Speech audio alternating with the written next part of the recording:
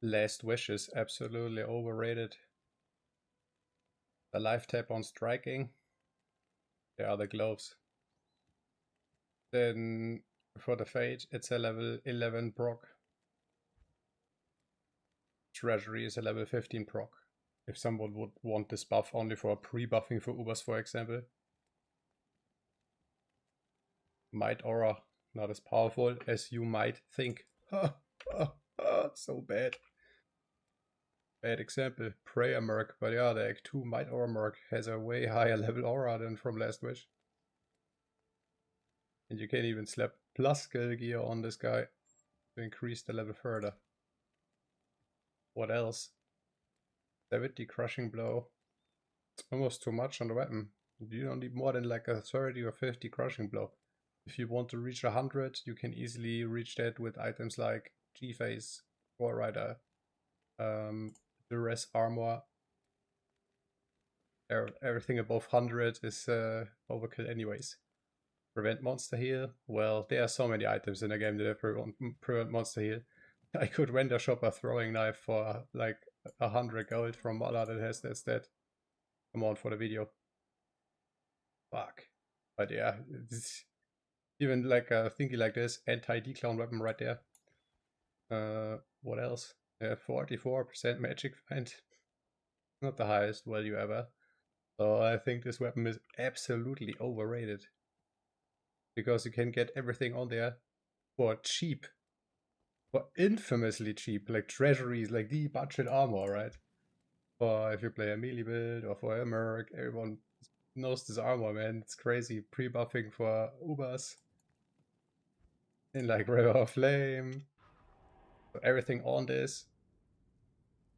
This is a win more, you know what I mean? It's the absolute Last Wish is absolutely win more. It's just for the flex. Is it worth 3 Yaruns, a bear, a Zur? When you can get this for cheap, right?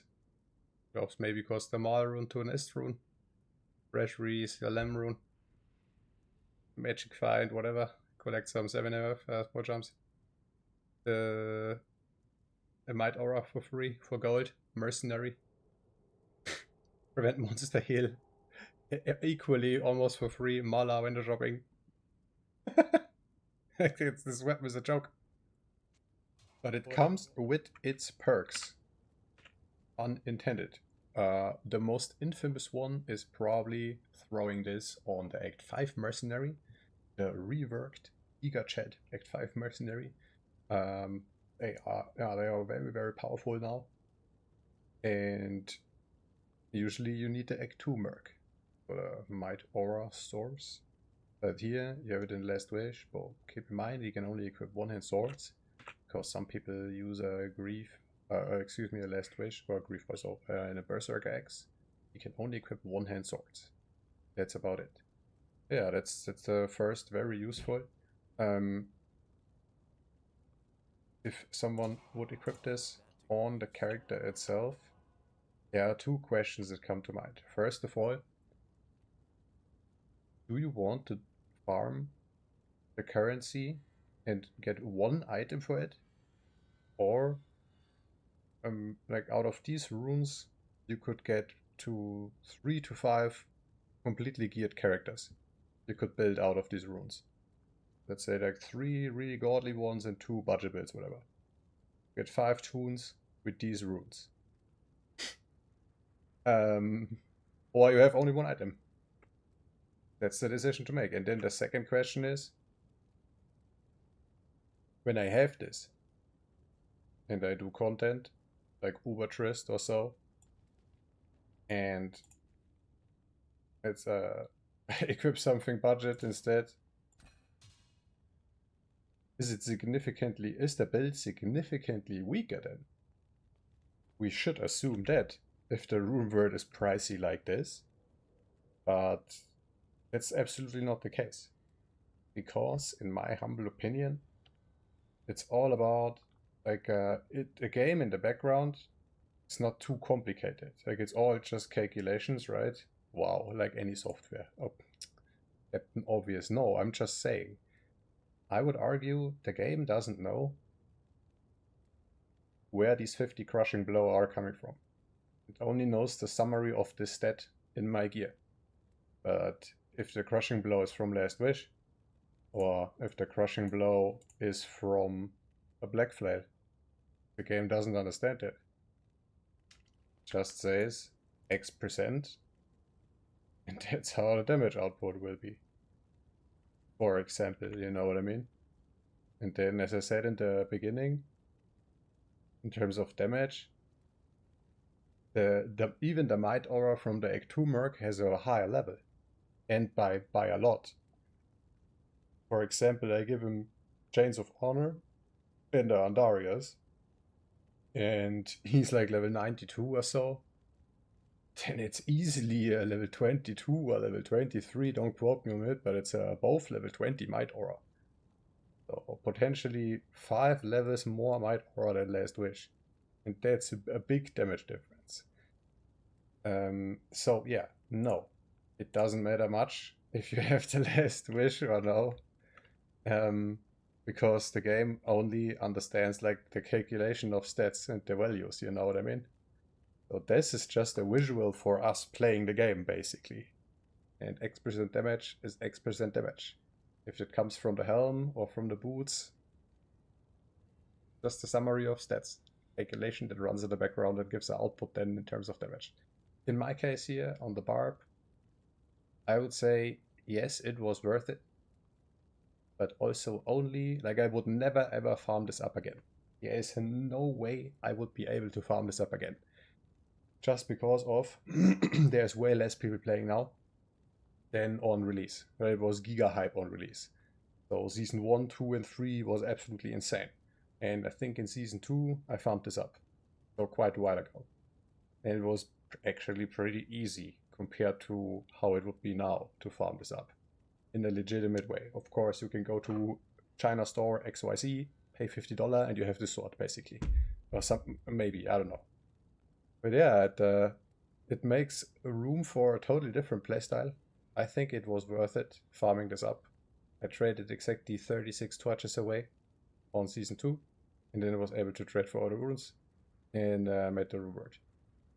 But yeah, it's fun because if you, yes, as I said at the beginning, you can get everything separately.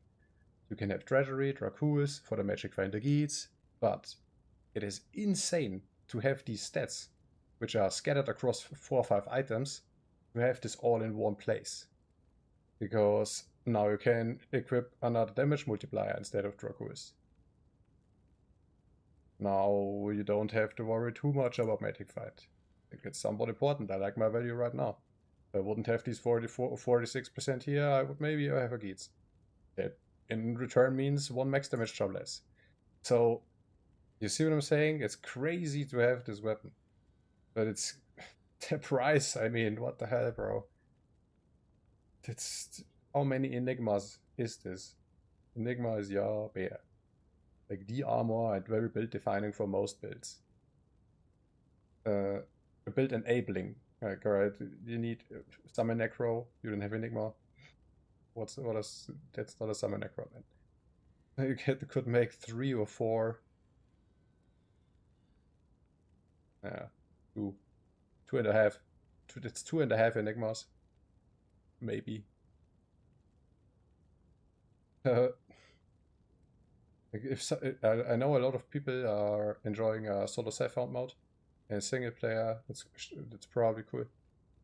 But how do you get it? Players 8 spamming. What's it called? No, you could get this, man. That's not impossible. If I really, is it crazy to assume? But if I'm really thinking about it, it would be easier to get this. It would be less of a grind to get this on single player than on trade. Especially now that seasons are dried off. Because I would sit in Trav all day with a Horgabob, and I would have a Sorceress clicking the chests. That's all I do until I find 3 fucking Yar runes. And they will drop sooner or later. Maybe. But you cannot trade at all, so you have to queue it up sometimes. Crazy stuff. Crazy stuff. But yeah, don't want to drag the video out too much longer. I would say this is more a convenience dash prestige item to have in Diablo 2. But it's not necessary. It's not build enabling to any, as far as I know. There is no build in D2 that requires you absolutely requires you to have Last Wish, or unless the build will not work. I don't have a single example. Unlike Enigma, right? So it's just a nice to have on top. And if you don't want to have these stats on here on 5 different items, you can have it on 1 item. But on the other hand, you could equip 3 characters fully instead of make 1 Last Wish. That's the decision to make. I'm happy I have one. And I play this game since 2008, on and off. I played pretty much all the private servers. Yeah, I have like 7,000 hours yet resurrected. And I was able to craft this fucking item once. So that's crazy. I think that's crazy. And I was super lucky to get a 70 roll. What the hell, bro? Send me the gem. I do one time Uber Ancients. I got the perfect gem. Well, not quite literally perfect, but perfect for my build at least. Exactly what I wanted. Exactly what I looked up beforehand. Tried to trade for one. Oh, GG. Yeah, thanks for watching. Let me know what you think about Last Wish. Do you have one? Real badass is one in a Berserker X. That's crazy, but then you gotta repair it, and you cannot give it to the Act 5 merc. What's the value of this? Of course, it is 3 hours a bear Azure rune. But in trading, on non-ladder, 70% ROI. How many bear runes can I get for this? It's just crazy. It's Diablo 2 is just insane. Thanks for watching, and I'll catch you in the next one. Later.